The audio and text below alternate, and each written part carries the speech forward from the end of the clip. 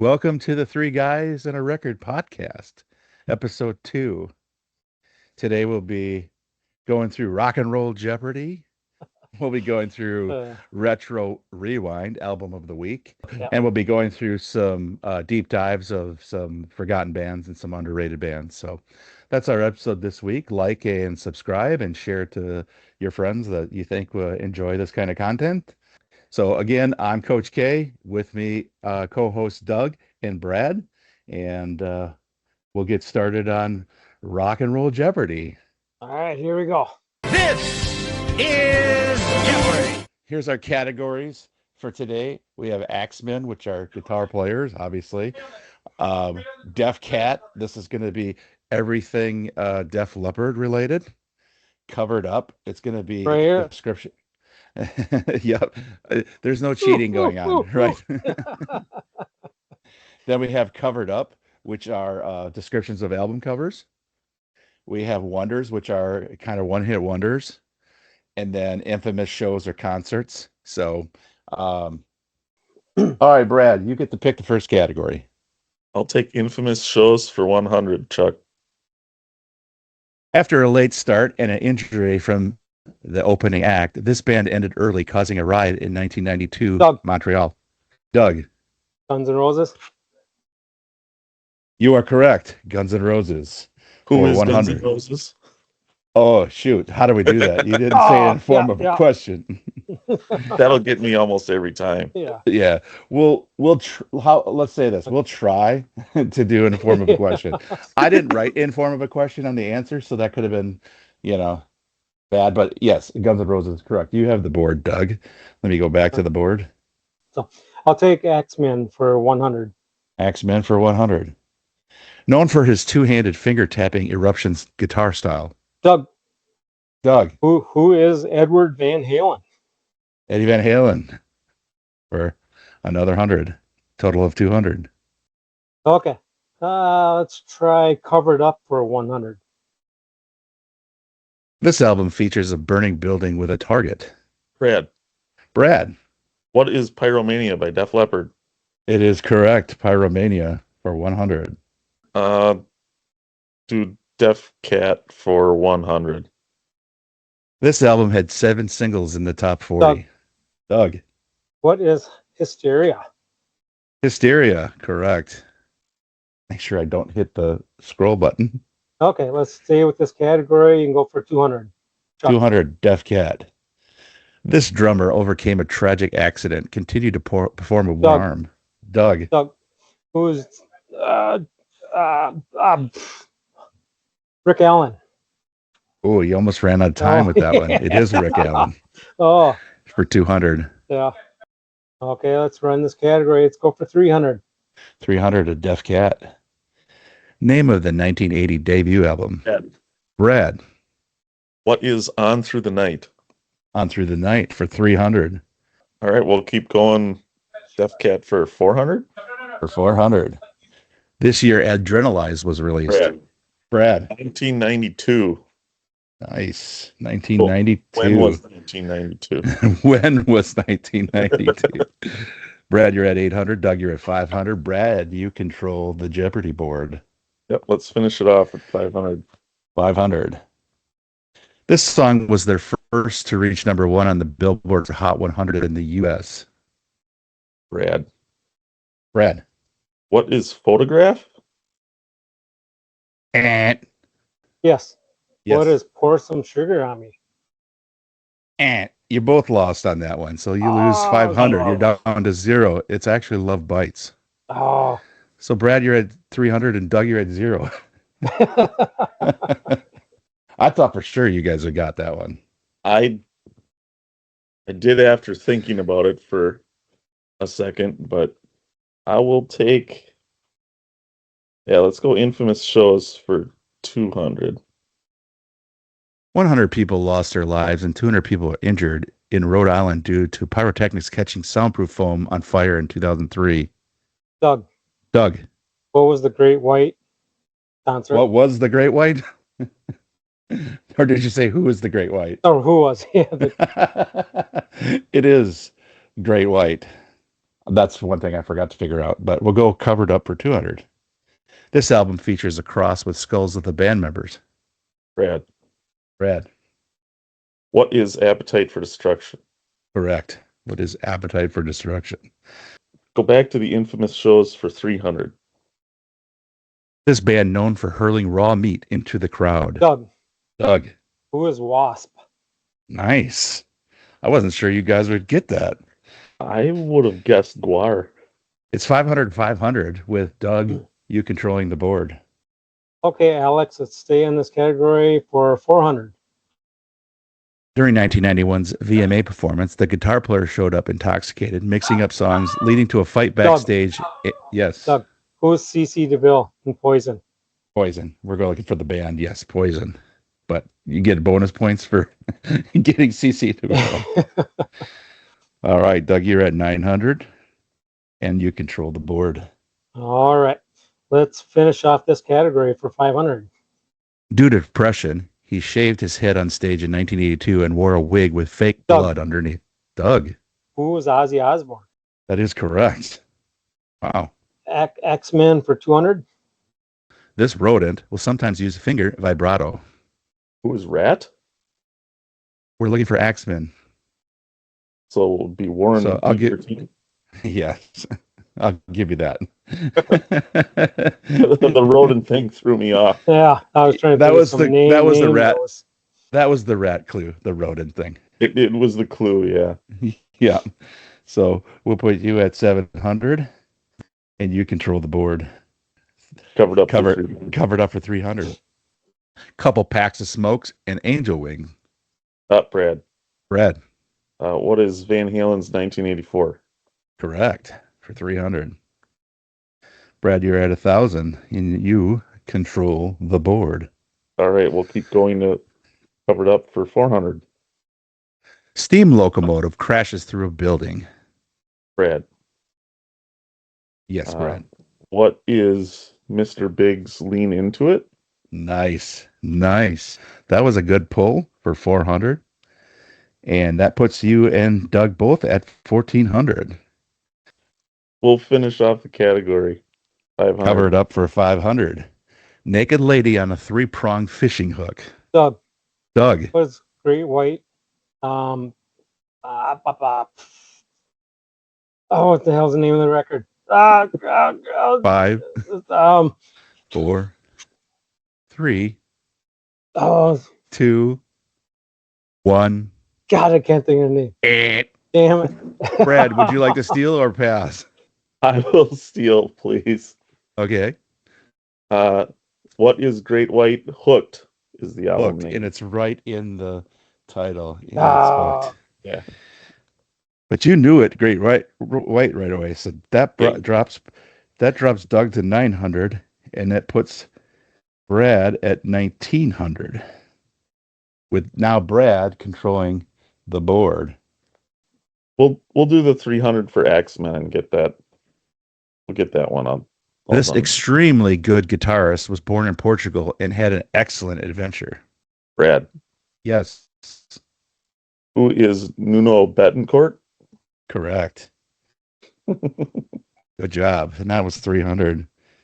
And Brad, that puts you at 2,200 with control of the board. All right. We'll do X-Men for 400. X-Men for 400. A loud Japanese player had complicated heavy metal riffs executed with great speed. Brad. Doug. Brad's got it first. I'm gonna butcher his name. Who is Tagasaki?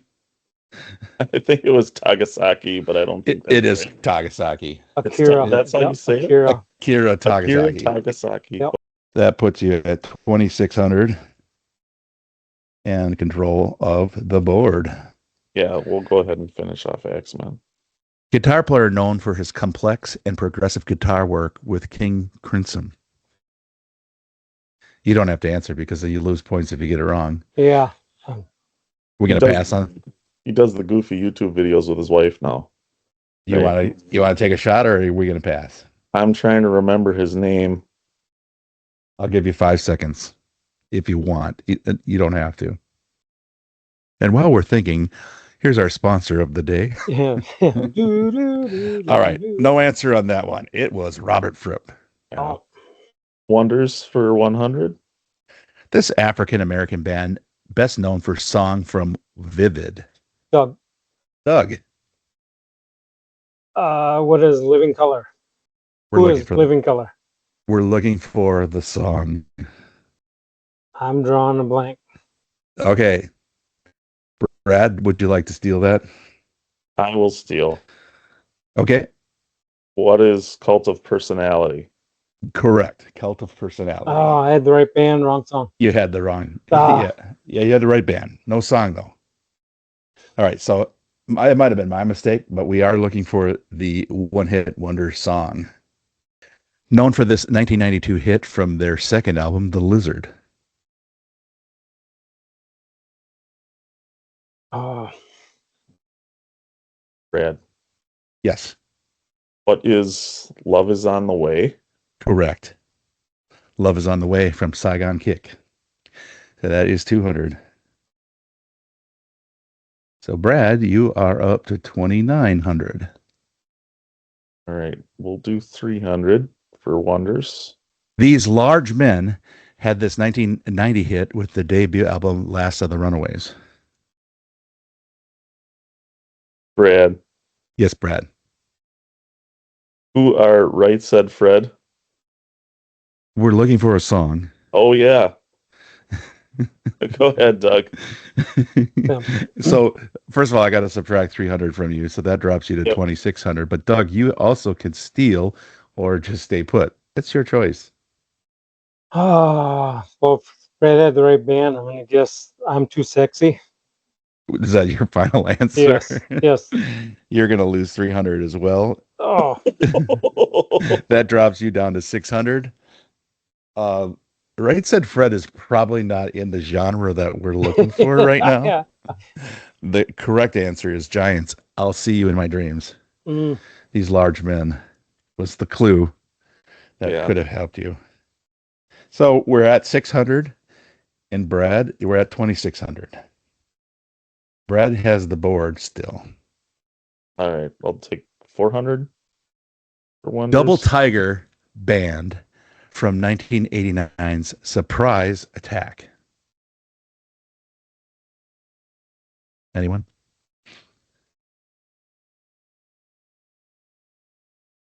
Brad. Who is Brad. Tora Tora? Oh, no, it's a song. We're looking for a song, Yeah. but you had enough points to gamble. Yeah. 5 seconds. What is Guilty? Doug, would you like to steal, or would you just keep your Oh. 600 and be happy? No, I just. Well, it's what is Walking Shoes? The correct answer is Walking Shoes by Ah. Tora Tora. I knew it was either that or Ghost Phantom Rider. Yeah. This is the final question in our first category.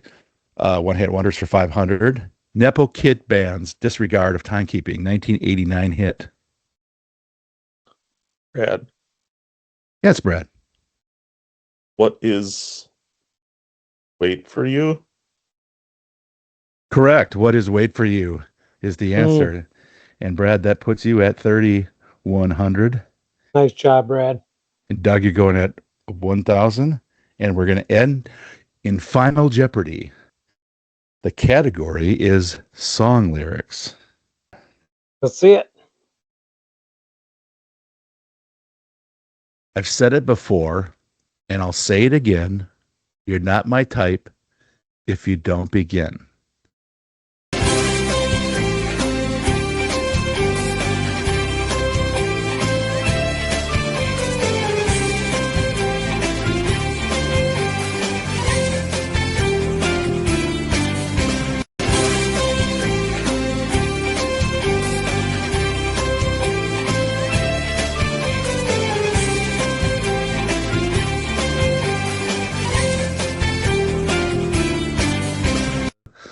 Dun, dun, dun, dun, dun, dun, dun. What is Cherry pie. And how much did you wager? 1,000. 1,000. You are now down to 2,100. It is not cherry pie. Doug, do you have the answer? My guess is Smooth Up for 1,000 by the Bullet I Boys. I will accept it. It is smooth up in you, but I will accept it because we know what that is. So, Doug, you doubled your 1,000 and you now have 2,000. But Brad has 2,100 and he wagered smartly and he wins Yep. our very first rock and roll Jeopardy game. And we're good to go. So I hope everybody watching that liked that, and well, in the comments, if you could type how many you got right or wrong, or if you got any suggestions for categories for future Rock and Roll Jeopardy, that would be great. We're going to transition now over to Doug. Doug did the Retro Rewind album of the week, and this album of the week is what, Doug? I chose Vane. And before we get going, if you have a future Retro Rewind album of the week you'd like us to go through, put it in the comments and we'll see if we can get to that. But Doug, we'll go ahead with you and let you drive. Okay. So Vane's debut album, No Respect, came out in 1989. Featured Davey Vane on vocals, Delana Nova Scott on lead guitar, who, according to her Instagram, is currently in Minneapolis. I don't know if she's originally a Minneapolis girl. Danny West on rhythm guitars, Ashley Mitchell on bass, and Tony Richard on drums. Reached 154 on the Billboard Top 200. So not quite as high as I would put it, but it was kind of sandwiched in between a whole lot of great music that year. I was gonna say 1989 had a lot of great albums that came out in that year, so it's probably really tough to break into that. Were they known? I mean, was this the album they were known for, or was this just you picked this one because you liked it? It was the one I'm most familiar with, but it basically was their one big record. After that, so they were on Island Records, and then in 1991, Polygram bought Island Records and kind of did a shuffling, and they dropped Vane from the roster, and two of the band members left after that while they were trying to figure out what they're going to do next. And so they brought in a new guitar player named Sean Rory, and then they brought in Steven Adler, who had just been let go by Guns N' Roses. Oh, really? And then they changed their name. Changed the name to Road Crew instead of Vane. So they did before the other band members left. They did record a second record that Polygram never decided to, so it's still unreleased to this day. So I think that's why the two members kind of gave up and decided to find another project to go on. And who would you say Vane reminds you of the most, or what if you could kind of put into that category, like when you think of Vane, because they're obviously not as well known to a lot of people. I mean, I guess hardcore people like you probably know them and like them, and I know my wife Carol actually looked them up on Reddit earlier today, and there was a lot of people that love Vane. So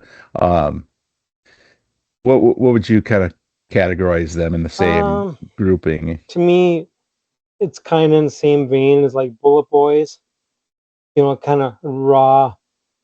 I mean, the guitar player, she was real good, but not super flashy, but just I loved it because to me it was a lot of real catchy songs, and I like stuff that's kind of raw, but it's melodic at points too. Mm-hmm. And like their song "No Respect," starts off super slow, just acoustic, and it almost sounds like it's going to be a ballad, and then it just cranks to 10, and Did you want to go through the tracks on that album, or how sure. do you want to? How do you want to? Discuss it? Yeah. So it starts off with the track "Secrets." So you think you know my secrets? So you think you know secrets? Just a straight up rocker. I just, it had a really good guitar riff that really caught me right away. And Brad, I'll let you talk too, but I wrote down for secrets because Doug had us listen to this album, and I, quite frankly, I haven't never heard of it. I never heard it before. So, um, secrets, I actually put down good start to the album, good groove. Could see this going over really good live. Like maybe to start a show like that. Brad, what are your thoughts?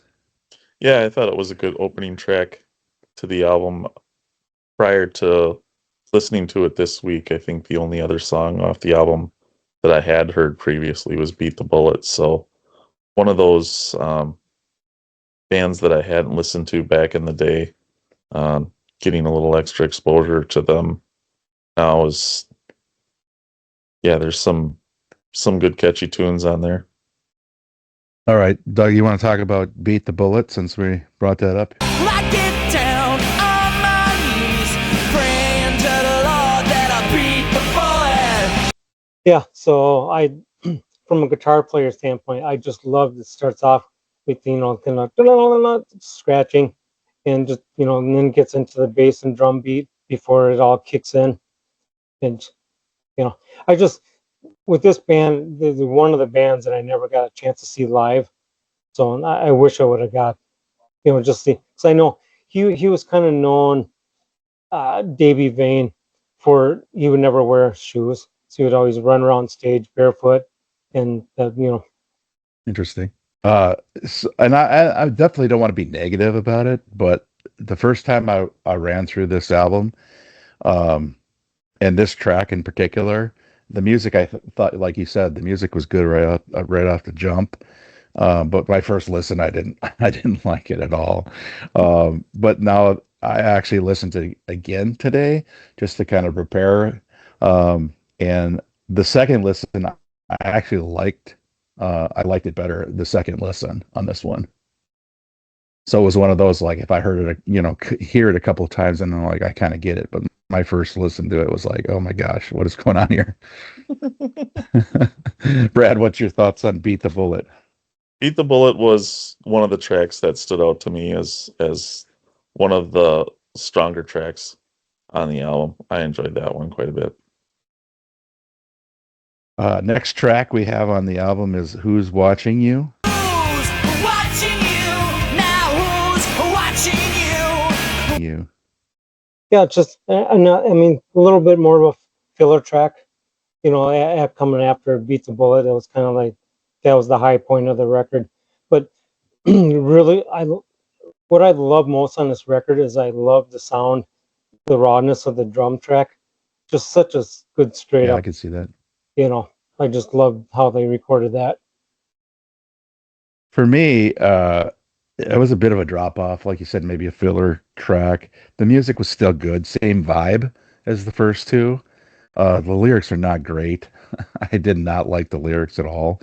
The bridge with the shake, I like that. That was kind of cool. That was fun. Yeah. And again, it was another one of those that was better after the first or after the second listen. But I didn't really care for the lyrics. Brad, what's your thoughts on Who's Watching You?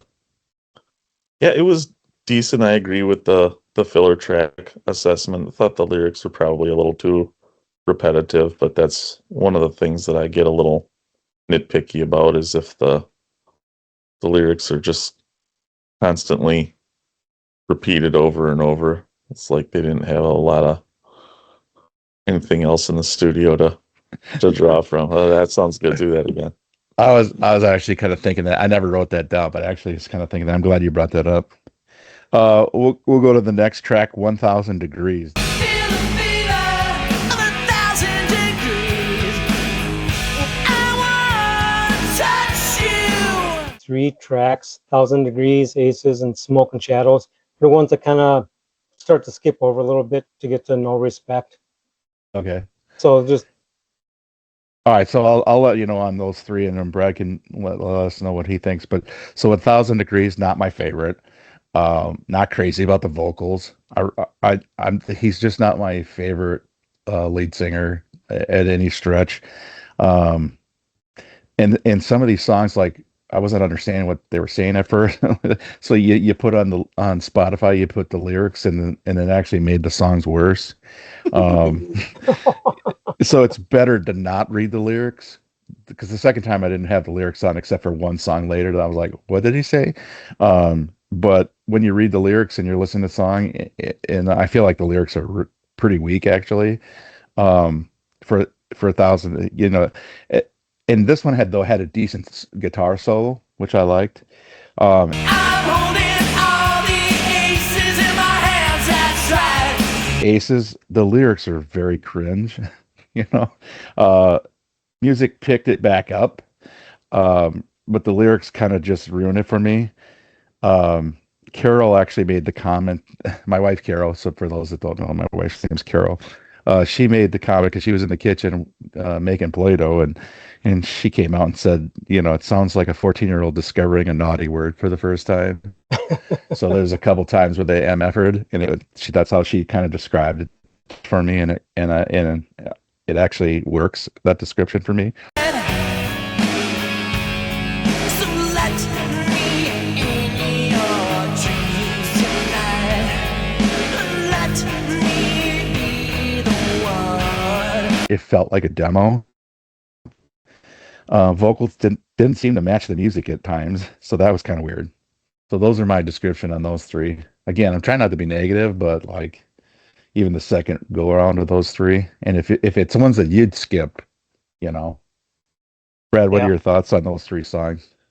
I actually liked 1,000 Degrees a lot. The lyrics were probably a little I don't know, rudimentary, I guess, but it still had a very interesting sound that kept me wanting more. So that one I really enjoyed a lot. But I agree on the Aces one, the lyrics for that one, it sounded like they had an opportunity to throw the F-bomb in there and took advantage of it. It's like, wouldn't it be cool if we could put this right here?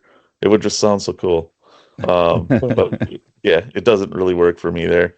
It needs to be a little bit more of a surprise. Like It's So Easy from Guns N' Roses to have the same effect.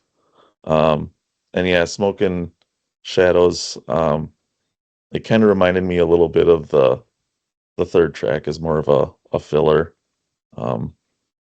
Not as interesting as that one, but yeah. Did it again feel like I don't know why, it just felt like a demo to me.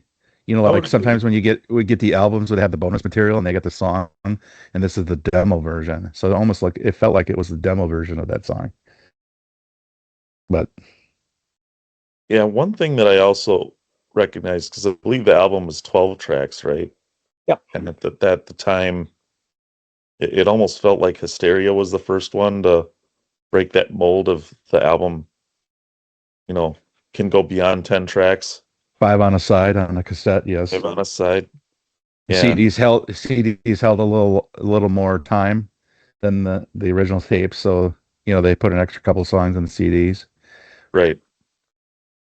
Yeah, I It, wonder if the original idea was 10 and it's like, well, wouldn't it be cool if we could squeeze a couple more songs on here? I'd like to know which two were the last two added. If they yeah, were, I wonder if we could do some digging on that. yeah. So now that takes us to No Respect. Go ahead and use me, baby. When it comes to you, ain't got no self-respect. No respect for myself, baby. Obviously, the album name is No Respect, so you think the title track is usually going to be a banger. Doug, what are your thoughts on No Respect? Yeah. So what I love, like I was saying, this one starts off with real mellow, just strumming on acoustic, hidden harmonics, and just real mellow. And almost sounds like it's gonna start off as a ballad, and then they just crank into the gang chorus on it. It was to me it's the most between that and Beat the Bullet. It's the two strongest tracks on the record.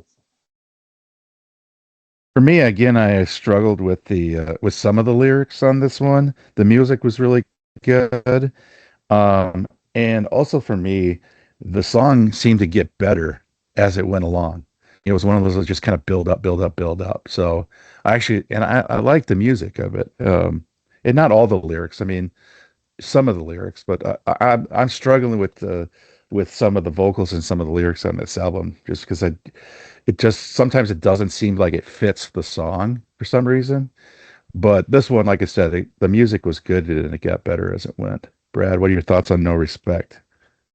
I really liked it a lot. I would agree. It's probably one of the strongest tracks on the album as a whole. I think it has a lot to offer. Like Doug said, it builds and it keeps building as it goes along. So yeah, real cool track. Yeah, and that's one of the songs, trying to visualize what it'd be like listening to this live. It just seems like the perfect song for a giant crowd, gang vocal singing, the stereotypical, singer putting a microphone out in the crowd for them to sing the chorus, you know. Yeah, I could see that. Yeah. I definitely could see that. All right, we got Laws Against Love. And they've got these laws against love between you and me. Laws against love. I'm really curious to hear about your take on Laws Against Love. I mean, I like it. A lot of the stuff, like, I don't focus on the lyrics.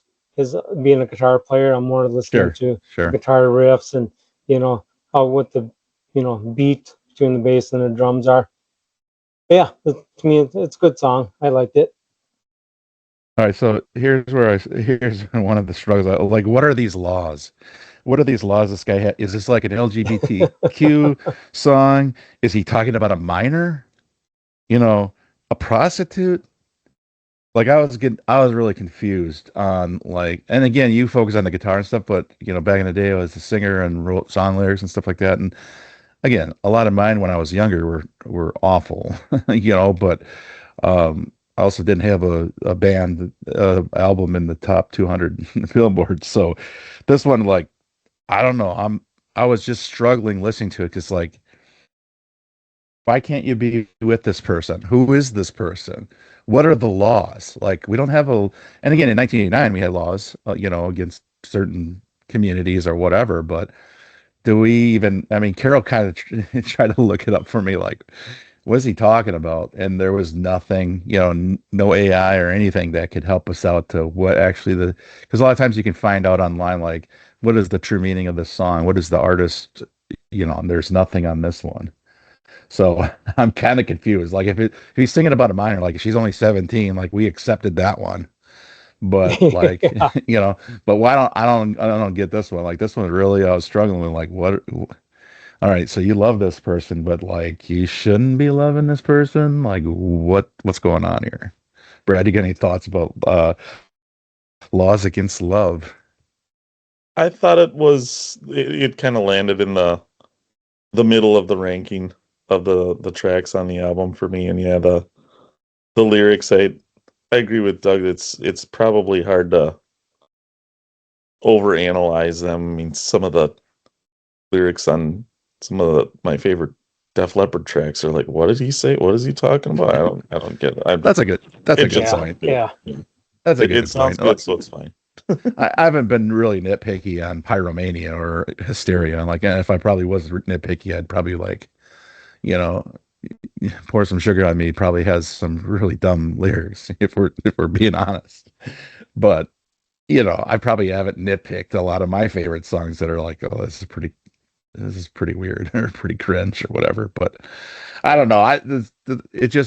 For me, lyrics are a lot of times for me, song lyrics are like just everything. So when I hear like oh, what he's talking about. So we'll move past that. All right. So the next track, we got 3 tracks left. The next one is called Icy.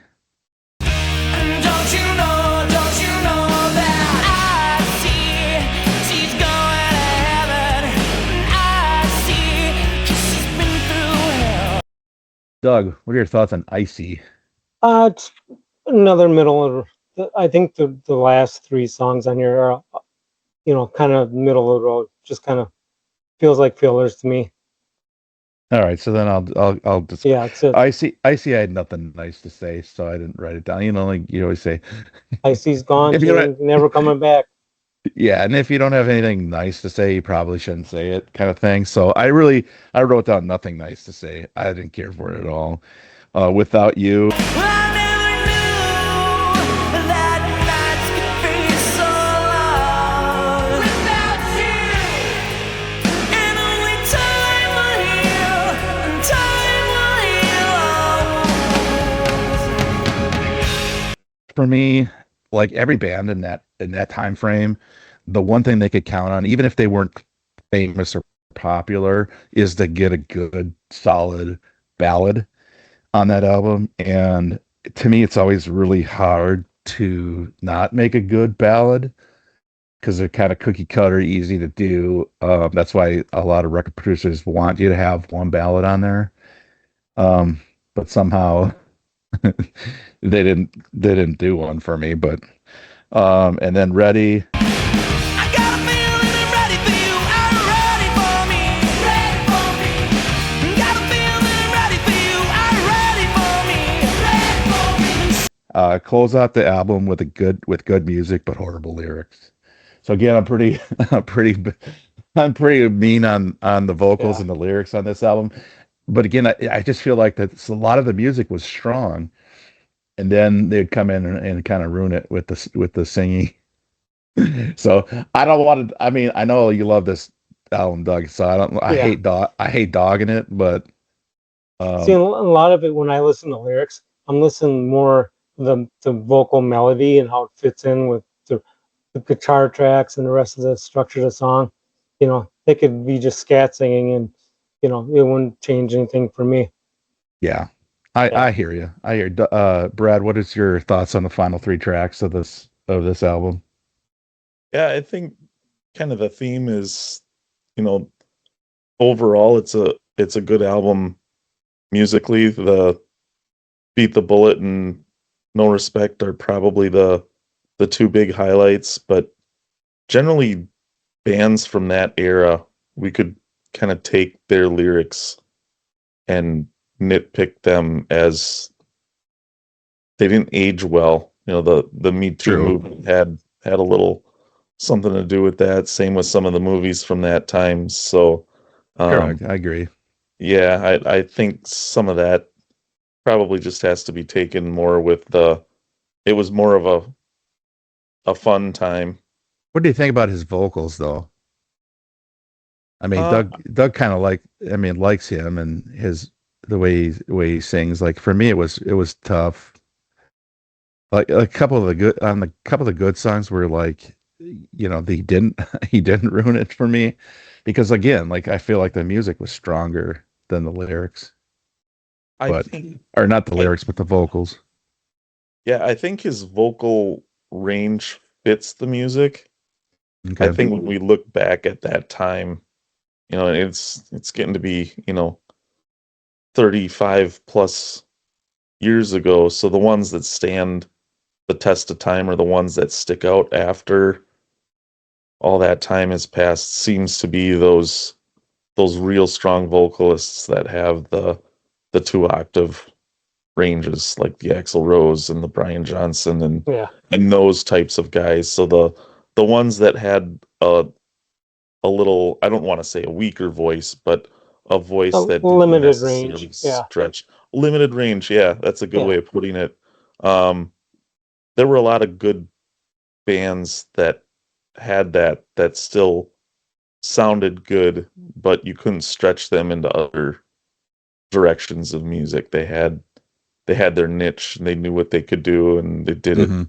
well. And that if you went and asked him to sing a Freddie Mercury song, he would obviously struggle, but that doesn't necessarily mean he's bad. If he sings and it makes you want to climb out of your skin, that's a different story.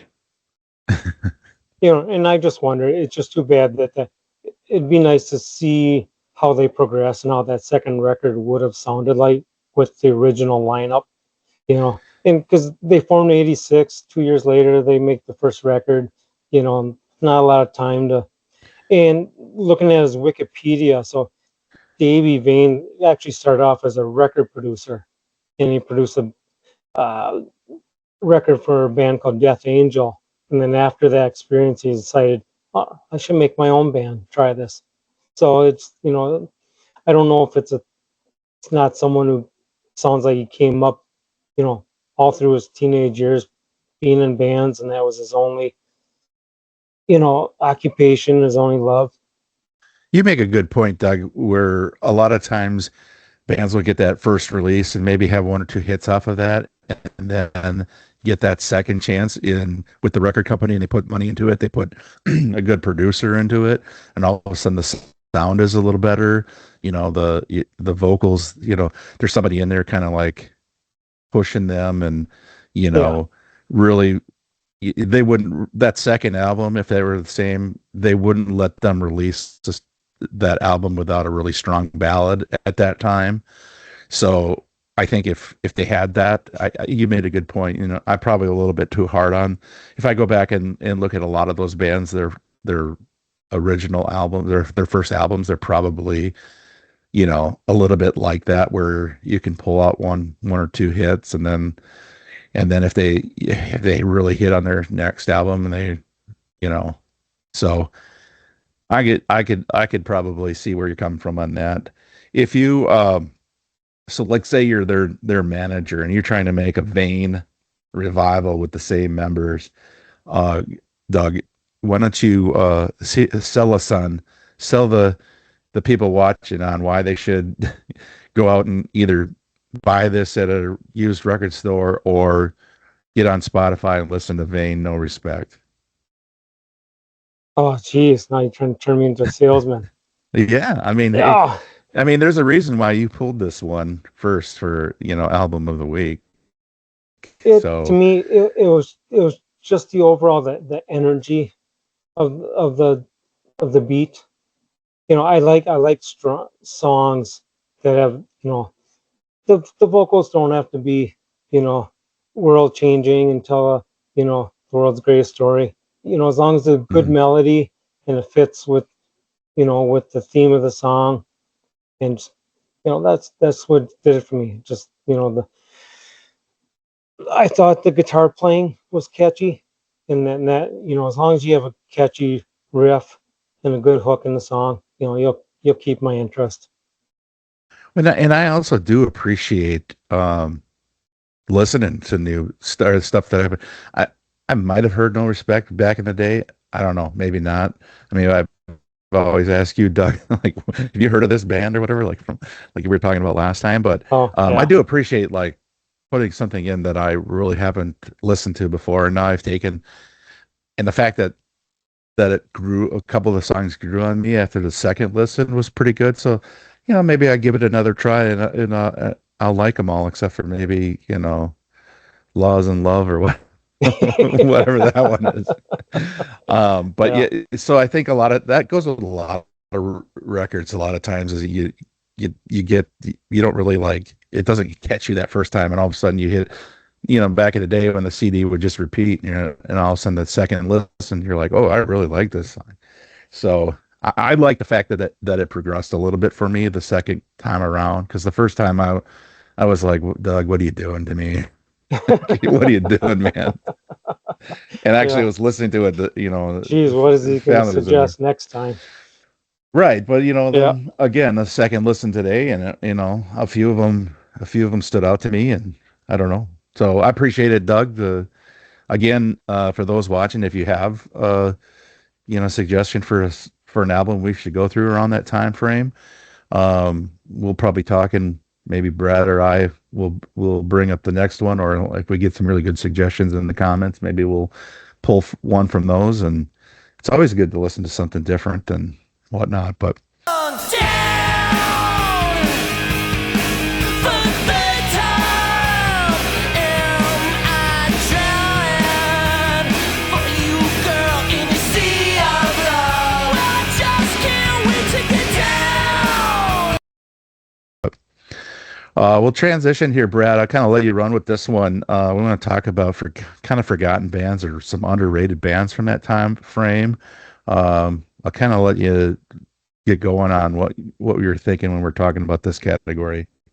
Yeah, actually wrapping up on Vane's No Respect album kind of had me thinking a lot in this area where you've got a band who's just starting out, just getting going, and their first album is pretty good, but it's raw, and you feel like, okay, match them up with another producer, or match them up with um, maybe another songwriter to help them along. What is their trajectory, or Mhm. where's their success going to take them? And I think of Def Leppard's On Through the Night going to High and Dry, that jump from Oh, that first album to that second album, with Mutt Lange coming off of um, doing the production on Highway to Hell and Back in Black, two monster albums. And it's like, here's this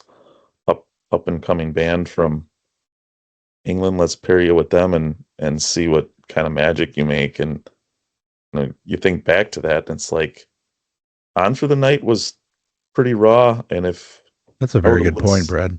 if I were to listen to that today, and I were to listen to No Respect from Vane right after, it's like, oh, what if you rewinded back to 1989 and Mutt Lange were available, or another producer of that caliber were available to pair with that band? What could they have done? What could they have made? Would it have worked?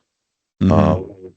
So I think sometimes those forgotten bands, or those underrated bands, may have just missed the window of either that time, or um, being paired with the right producer.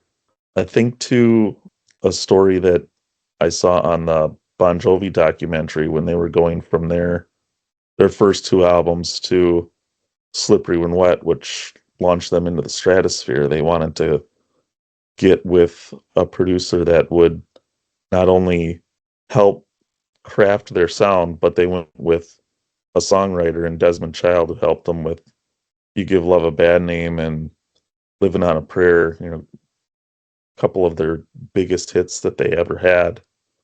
And they had listened to an album by a band named Black and Blue mm-hmm. that Yep. Michael Fairborn had produced, and said, we want a sound a little bit more like these guys, especially in the chorus and the vocal arrangements, the layered vocals in the chorus. And it's like, okay, so you take from a band who, I would say they're in the underrated category, because they were a fairly talented band, with some pretty good songs and a pretty good sound, and they're getting notice from fellow musicians, and then took something that band who's underperforming, or underselling, or not doing as well as other musicians in their field think they should be doing, and then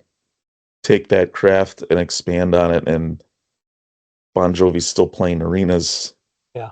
40 years after that music is made. And I went back and listened to some of the Black and Blue stuff from that era, and yet not only is it pretty good, but Tommy Thayer, the guitar player in that band, Went on to Kiss. Yep. he went on to Kiss after Black and Blue split up.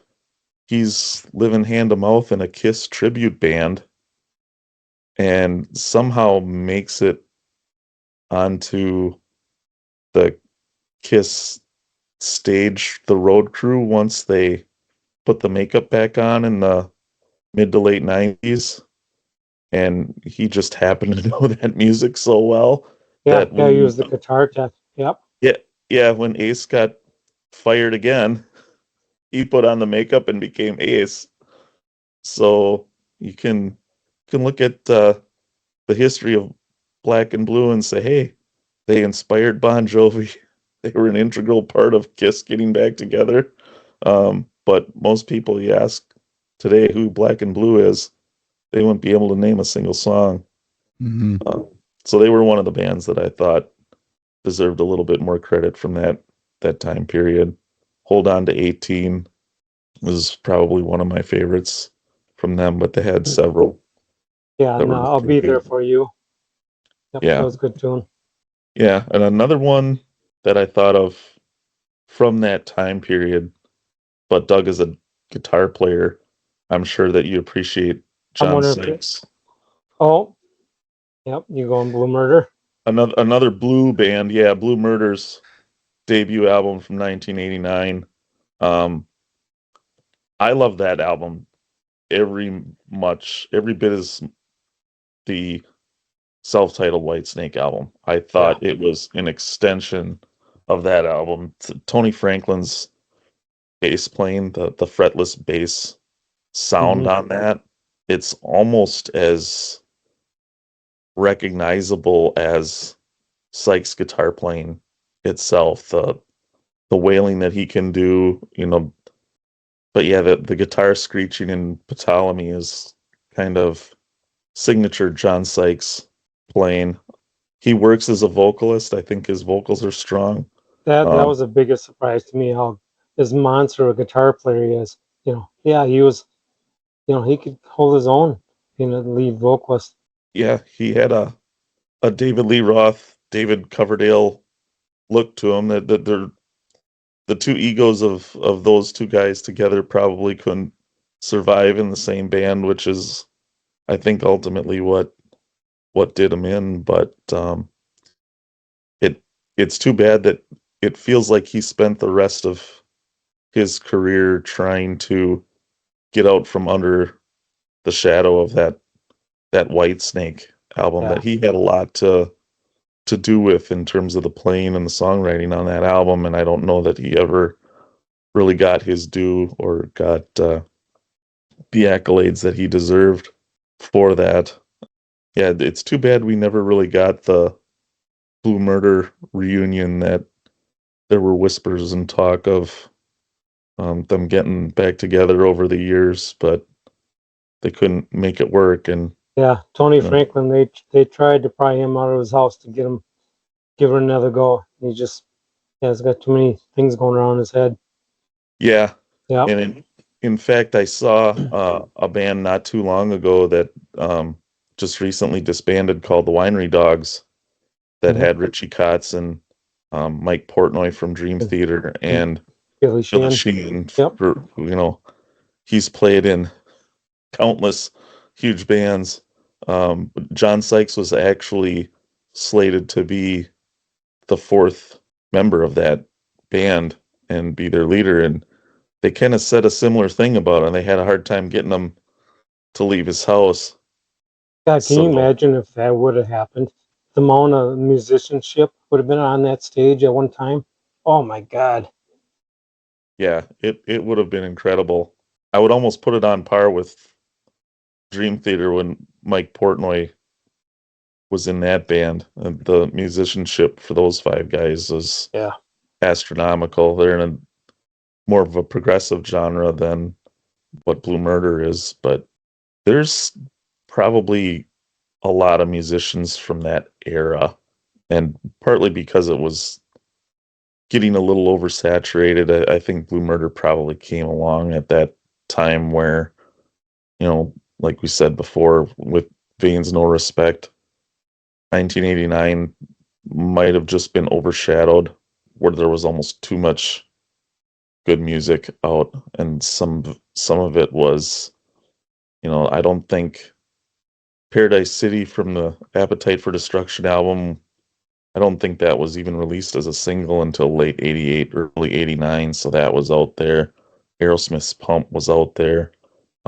The list just goes on and on, so it probably just got lost in the fold. All right. So, Doug, when you think of forgotten bands or underrated bands, what do you think about when you hear that? So I made a list here, and I mean I got probably like 14 bands listed down here. I All right. highlighted two to bring up that I thought were standouts. The band's Heaven's Edge, and another band called Dirty Looks. So I don't know if you're familiar with those or yeah. So Heaven's Edge, their guitar player Reggie Wu, he was almost in Cinderella because they were just another local Philly band, and it came down between him and Jeff LaBar for tryouts when, because Cinderella, when they were a club band, they had the guitar player and the drummer that were in Britney Fox. And when they got the record deal, the producer told them, "You'll have this record deal, but you have to get rid of your guitar player and drummer." So Reggie Wu and Jeff LaBar came down to the final two. And Reggie Wu could play circles around Jeff LaBar, technically, but for Cinderella, it's not really a shreddy type band. So Jeff LaBar, it was more of a blues hard rock player, and that's what got him the gig. But Jeff LaBar even said in an interview that he was stunned. He thought for sure that because everybody in Philly knew he was, their little version, like an Eddie Van Halen, or he was the best of the best of the local guitar players. And then Dirty Looks, real good hard rock, maybe AC/DC-ish type band. Do you remember when we went and saw, it was like Every Mother's Nightmare, and there was a bunch of bands, and there was, what was that band's name? We bought Love Blast.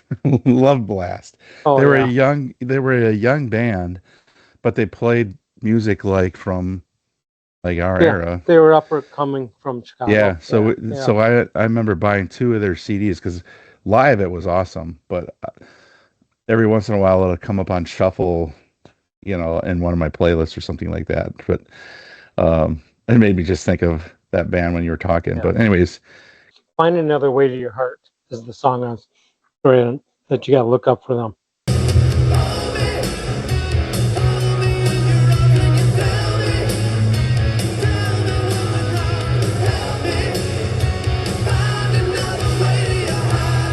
They're super, super catchy. Great vocals. Kind of fit the time period of the whole Bon Jovi. what were the other 12? Now I'm curious.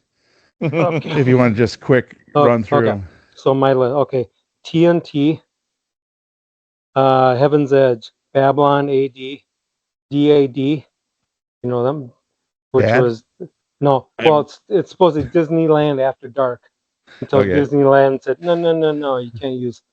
Don't mean to cut you off, but remember that movie with Rainn Wilson where he was like a drummer and then he kicked him out of his The band Rocker. or whatever? And then, Yeah, the Rocker. yeah, and he was with his nephew or something like that. And their band was ADD, and he's like, "Your band's name is Ad." Yeah. Anyway, Okay. sorry, go back to your list. No, okay, so DAD, Bang Tango, Dirty Looks, Every Mother's Nightmare, Grim Reaper, Hurricane, the London Choir Boys, Oh yeah, Tora, Trickster, Warlock, the Killer Dwarves, Junkyard, Kick Tracy, Lizzie Borden, Saigon Kick, that seems like Saray. more than 14. Oh yeah, Saraya, Slick Toxic, Spread Eagle, the Four Horsemen, and Ugly Kid Joe. Oh yeah, Ugly Kid Joe for me was so I good. knew And like I you'd said, there's still perk up on that one. But you did say Trickster, which was, on my original list. Well, you did say another one too, and now I forgot what it was. You guys know a lot about like the singers and all this stuff for the different bands. I don't really know a lot of that kind of stuff. But when Brad, you originally talked about this list, I at first was thinking like of the glam metal bands that kind of got trashed at the end because they were just kind of up and coming, or they were part of that cookie cutter and then kind of dissolved. And the 3 that I thought of was Trickster, Danger, and LA Guns. Because LA Guns just the 3 solid albums, and then obviously some more stuff, and then they split and all that kind of stuff. But like really 3, like I could listen to all 3 of those in on repeat. And then going back to Danger, there was some really good ones, and it also is the time period too. Like they have a song that just resonated because of things that are going on in your life or whatever. I wasn't a huge fan of Trickster, and I think Brad understands why. I mean, I was. I don't know if Brad remembers the story or not why I'm not a fan of Trickster anymore. But those two those two albums, first two albums are solid. But then I got to thinking, it's like, oh, it's not kind of what we were talking about. So the two bands that I came up with, and a lot of times it's because of your personal, like you met them or you saw them live or whatever. So one of them is Company of Wolves. I don't know if you know them or not. They were at Exclusive Company, and I met them to get their, bought their tape and had them sign it or whatever. And never saw them in a show because I think it was like the LA Gun Show where they were in Green Bay, and it was a 21 plus or something like that. But I listened to it. I think it was just self-titled Company of Wolves. I think it is now back on Spotify if I'm not mistaken, but for a while it wasn't. And it was just like a lot of really good tracks on there. Everybody's Baby.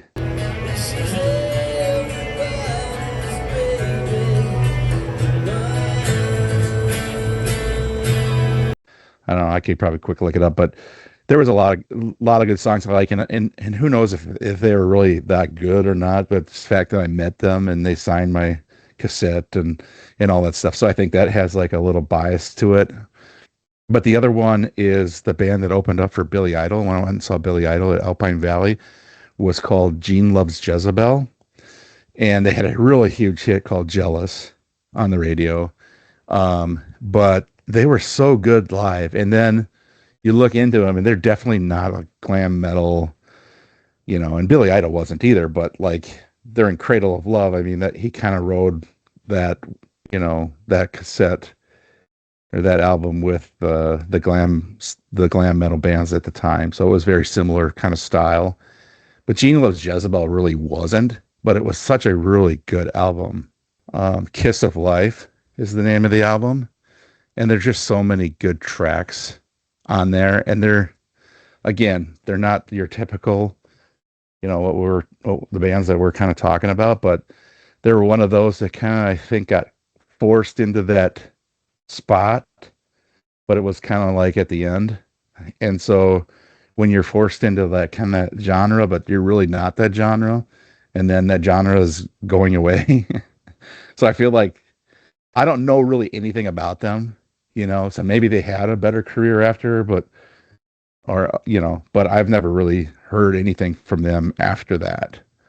But it was, could probably be a one-hit wonder as far as Jealous goes, but I really like that album. So that could be one of those listens down the road, or if you guys wanted to listen to it. But Company of Wolves and Gene Loves Jezebel are the two that I kind of thought of as far as like that underrated or, Yes, I have to check that. And it might be one of those bands where I've heard the song but didn't know who the band was. The Gene Yeah. Loves Jezebel. Yeah, if we put on Jealous right now, you would like, oh yeah, I know Sing that. it, sing it.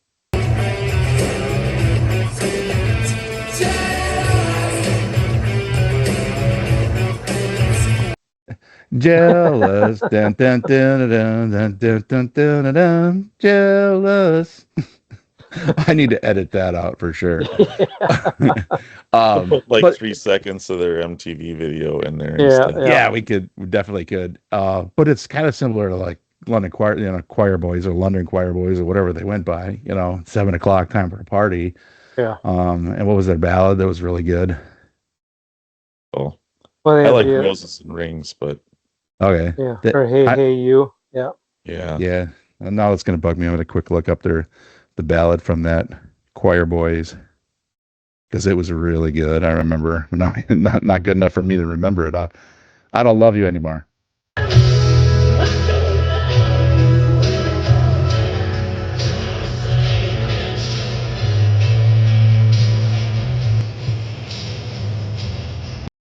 Oh yeah. I don't, that song was so good. So when that debut album came out, it was almost coincided with Black Crowes Shake Your Moneymaker. And I listened to both of those albums from start to finish without wanting to skip any mhm. tracks. If if I had to pick one, I would say I like the London Choir Boys Really? album just a little bit better. Um, maybe not a little bit, maybe a lot better. Wow. But not taking anything away from Shake Your Moneymaker, because I thought every song on that album was great too. But I almost was a little irritated that London Choir Boys didn't match the success of Right. Black Rose. I thought that was hey, this is almost the same genre. These songs are just as Just as good, catchy. just And as catchy. he had such a great raspy voice. That was, yeah, I I'll love it. have to go back and listen to that whole album because I remember liking it, but I recently put together a Black Crowes playlist, and I don't think I skipped one from Shake Your Moneymaker. Like that whole album, banger after banger. Yeah. So even though it's my favorite is Remedy by them, but that's on a different album. But like that whole album, I loved every song. I think every one of those songs was on that set list or playlist that I made. So I'll have to definitely go back and listen to Choir Boys, and I want to listen to those other ones that you guys mentioned in this segment because again, it's always good to.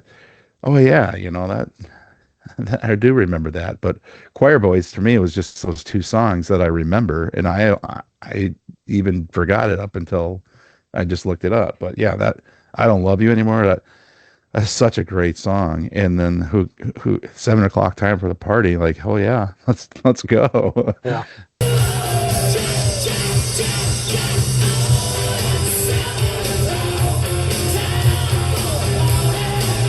So, but yeah, if you're saying every track is like Black Rose, I definitely need to go back and give it another listen to.